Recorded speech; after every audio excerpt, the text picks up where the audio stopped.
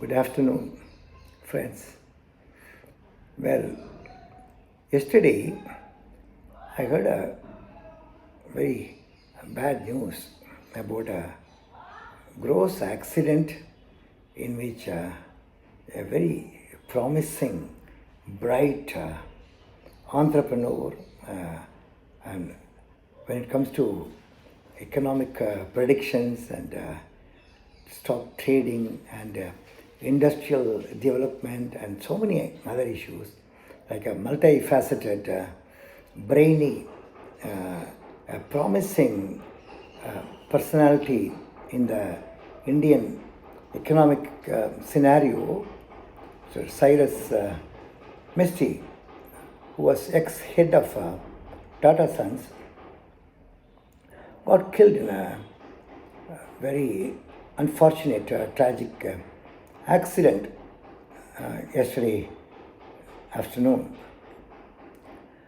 While we were traveling back from our brief Kutralam trip in our friend's Innova, my son Sridharan, he messaged me from Dubai, which basically gave the link to this news about this tragic accident.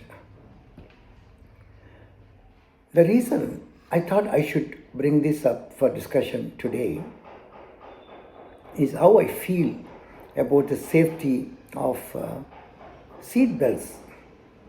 Wearing seat belts while you are traveling in a four-wheeler is extremely important. It's vital. It's life-saving. There is no second thoughts about this. There is no reason to be even remotely thinking whether the seatbelts are going to save lives or not. The living example is your doctor, Sridharan himself. That's exactly why I felt I should talk to you today. Yesterday only we heard about this accident, and I thought I should discuss in detail how wearing a seat belt could actually save your life. See, this Cyrus Misty, he was traveling in a very expensive, extremely safe Mercedes Benz from Ahmedabad to Bombay, and obviously the driver must be overspeeding and lost control of the car, and the car hit the median, crashed very badly. The whole front got absolutely deformed, and the driver who was wearing the seatbelt and the front seat passenger who was also wearing seatbelt wisely, they were saved. They probably got some injuries. They are in the hospital, but they are out of danger. Whereas Mr. Cyrus and his co-passenger who were traveling in the rear seat, unfortunately, unwisely, they were not wearing the seat belt. Maybe they were deluded into thinking that all the safety features of the classic Mercedes, with the additional provision of all kinds of air pillows and everything that kind of bloats and it inflates in front of you, in the side of you. So in case of an accident, all this will cushion you and prevent you from getting injured. I think this kind of a false sense of assurance, which probably prompted Cyrus Vance and his co-passenger not to be wearing seat belt. Maybe they didn't even think about all these things. They were just not wise. They were not being careful, and they were not practicing a very basic safety principle while traveling in a car. First thing is to wear the seat belt, whether you are in the front or the back. I do that all the time. Yesterday we were just returning, I told you. My wife was sitting in the rear, in the Innova. She was wearing the seat belt. The driver is a professional. He's been driving for 30 years. and he was wearing the seatbelt. And every time I get into the car, the first thing I do is wear the seatbelt. And sometimes the driver, maybe an Uber driver or a Ola driver or some travel driver, sir, எதுக்கு sir போட்டுக்கிறீங்க, just short distance தான், இதுக்கு எதுக்கு sir seat belt போட்டுக்கிறீங்க? Why are you wearing the seat belt? After all, we are just going a short distance, like that. They don't understand actually how a seat belt can save you even from minimal speed frontal collisions, head-on collisions. They have no concept about that. I'll go into that now. 1979, I kind of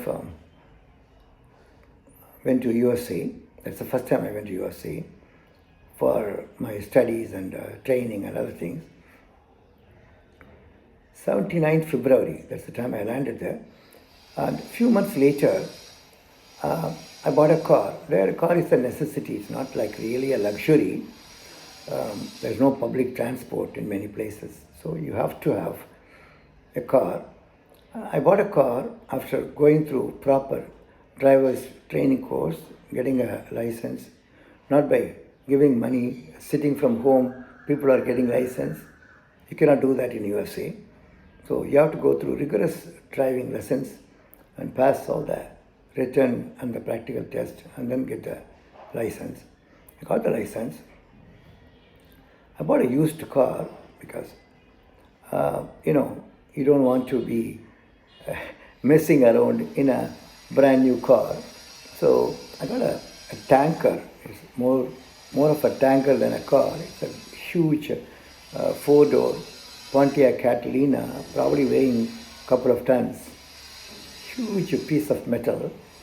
And I got that just for a few $100s at the time. And first thing I noticed after buying the car is the seat belt mechanism in the driver's seat was defective. It was not locking properly. It was getting unlocked, automatically, spontaneously. So I felt very uneasy about that. I just spent about $25, $50 only. I got that seat belt mechanism fixed. First thing I did was that. 1979, December, I was traveling to meet my brother, Dr. Balu, who was in Rochester, Minnesota. He was employed with Mayo Clinic. And I spent my weekend, that's about 200 miles away from where I was working as a staff physician in Wilmer, Minnesota, to Rochester, Minnesota. I drove down, spent a beautiful weekend with my brother and his family. And Sunday afternoon, I decided to return. So I used to, and these days I'm not very keen about doing that for different reasons. I used to recite Sashti Kavasam. Kakka kakka kanagil kakka nokka nokka nodil nokka Kadashati Kavasam. It's supposed to be a kavasam, a shield which protects you from all kinds of troubles. And I used to recite that twice a day those days. I recited that. I got into my car, wore my seat belt, started driving towards Wilmer. About 70 miles past Rochester, about roughly 112 miles before Wilmer, I was traveling in the Minneapolis loop freeway. It's a 4-lane, very high-speed driving highway. There, people were driving at least at 60 miles an hour, and all the 4 lanes were quite busy. It was Sunday, late afternoon, so people were probably returning from their trips and things like that. As I was driving down, I was driving very safe only, about 60 miles an hour. I was being careful. Suddenly, I realized my front tire, the right side, it got burst. So the car was being pulled to the right. And it was my first long distance driving experience, I've been driving for a short time only. In a highway driving, It's slightly different from just a local city driving. And that's the first time I encountered a tire burst situation. And I looked carefully behind to make sure there's no passing cars, so I could avoid all those things and then get into the shoulder lane. Basically, shoulder lane in US freeway, there are like 3 or 4 lanes. The rightmost, there is an extra lane which is for emergencies, for ambulance use, for people who want to fix their vehicles or something, stop for emergency. They have a lane called shoulder. People don't drive around in that shoulder. It's only for halting. So we'll say, give your shoulder, I'm in trouble. I want your shoulder to lean back on, like that. It's a shoulder. தோள் கொடு தோழா என்று சொல்கிறாங்களே அது மாதிரி அந்த தோல் அது. So I kind of steered to the right, but the car was already being pulled to the right because the tire burst. What I did was something you would never believe. There is a 3 to 4 feet high rock, solid granite rock barrier on the side of the shoulder because there's a deep valley, about 30-40 feet depth valley. Actually, Minnesota is described as a state of 10,000 lakes or something like that. I would say it's also a state of 10,000 valleys. Everywhere you see so many valleys, Apple Valley and so many things. So I steered the car, but I oversteered because the pull that was already existing. What happened was my car hit the granite rocks and it was thrown above the barrier because I was going at like 60 miles an hour. And I was going down. I was diving down, not driving down. I'm diving down, almost like flying from the freeway to the valley. You have to believe that. I have lots of people in the film industry as friends and patients. So they are very good at telling stories. They are very good at filming things and coming with very imaginative tales. This is not one of them. This is real. This happened to me in my life. That's about 20 plus 22, 42 years back. It's still very green in my mind, in my memory. So I flew and landed on the floor of the valley, but fortunately it was a solid car. It didn't topple around, but it just went and sat quietly. I heard the bang when I hit the rock, the barrier, but I didn't feel a thing. I didn't have a scratch. I was not jolted or anything like that. I unbuckled my seatbelt, got out, and looked at the miserable shape in which the car was. The fender was all pulled in, the tire was burst, the front of the car was smashed. It looked very sad, like a child who got beaten up by the father. And within 2 minutes, I heard the highway patrol who were just patrolling around in that area, policing. They just came down the valley and came to me and very quietly and with a kind of a grin on their face said, "Gentlemen, you seem to be in some sort of trouble. Can I help you?" Like that. And I said, "This is what has happened." I said, "Where do you have to go?" I said, "Wilmer, Minnesota." "Well, that's quite far. It's another 100 miles. Are you sure you want to travel in this car, or do you want us to make some arrangement and then you can proceed and you can get the car fixed and get it to your place?" Then I said, "If it's possible, I'd like to get it fixed and then drive this car back to my place." They said, "Okay, we'll try." Then they pulled the fender out and got the a spare tire fixed, and then they looked and then drove it for 2 minutes and said, "Hey, she looks safe. I think you can go." Like that, they said. They always call the car in a female gender, like she. And I got into the car.